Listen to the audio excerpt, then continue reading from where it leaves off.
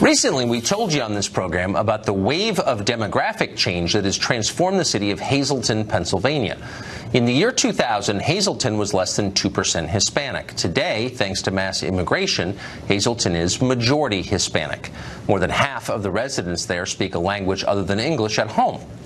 Now, we got those numbers from a recent piece in National Geographic, which quoted lifelong Hazleton residents as saying they no longer recognized their own hometown.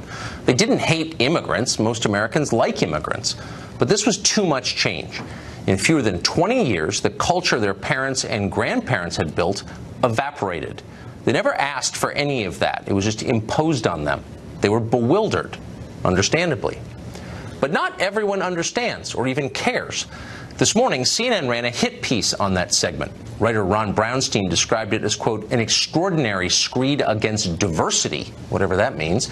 He suggested we were bigots for talking about the subject at all. This, of course, is how you bully people into being quiet while you permanently change their country. And usually it works because nobody wants the headache of that. But in this case, it's an important enough topic that we're going to go a little deeper on it. What happened in Hazleton is happening around the country. Neighborhoods transformed forever with no public debate. What's interesting is where this is not happening, in the neighborhoods where the people who make these decisions live. Here's some numbers. In Storm Lake, Iowa, only a tiny percentage of the population was foreign-born just 25 years ago. Now more than half of all residents of Storm Lake don't speak English at home. Hamtramck, Michigan had 2 Bangladeshi residents in 1990. Today, that city is majority Muslim. Fewer than 40% of the people who live there speak English at home. In his CNN piece, Ron Brownstein suggests this whole conversation is about white fear. Liberals often say that. Almost always they say that, probably to hide the truth of it, which is that the starkest effects of mass immigration don't take place in white neighborhoods.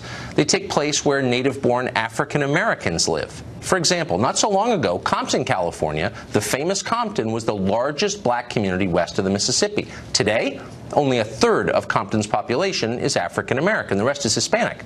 That's huge change. That's massive dislocation. Nobody talks about it.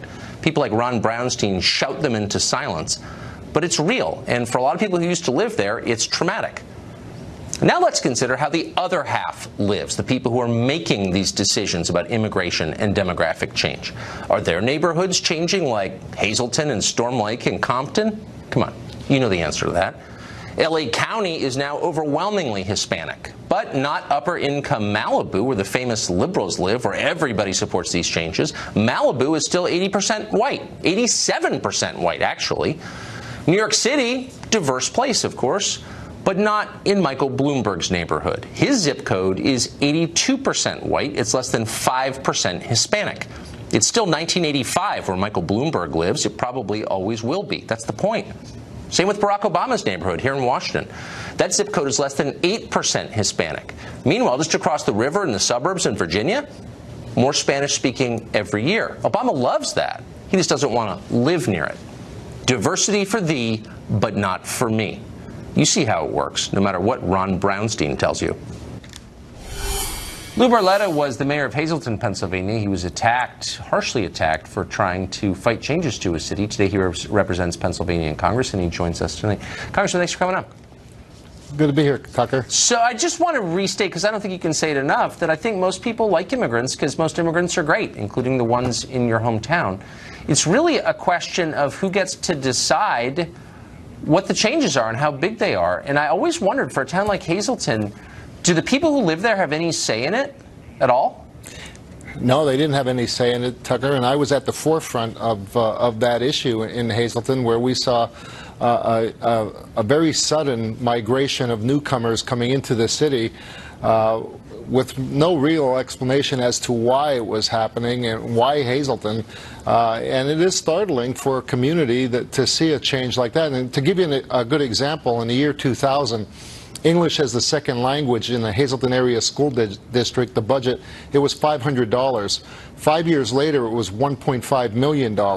So that just gives you a glimpse of how fast it happened. So we're always told that when you bring in huge amounts of poor people from the third world with low levels of education, that you get much richer when you do that. That's the key to prosperity. No one who makes these decisions does it in their own neighborhood zones, but they're always saying it's going to make you richer. Has Hazleton become richer?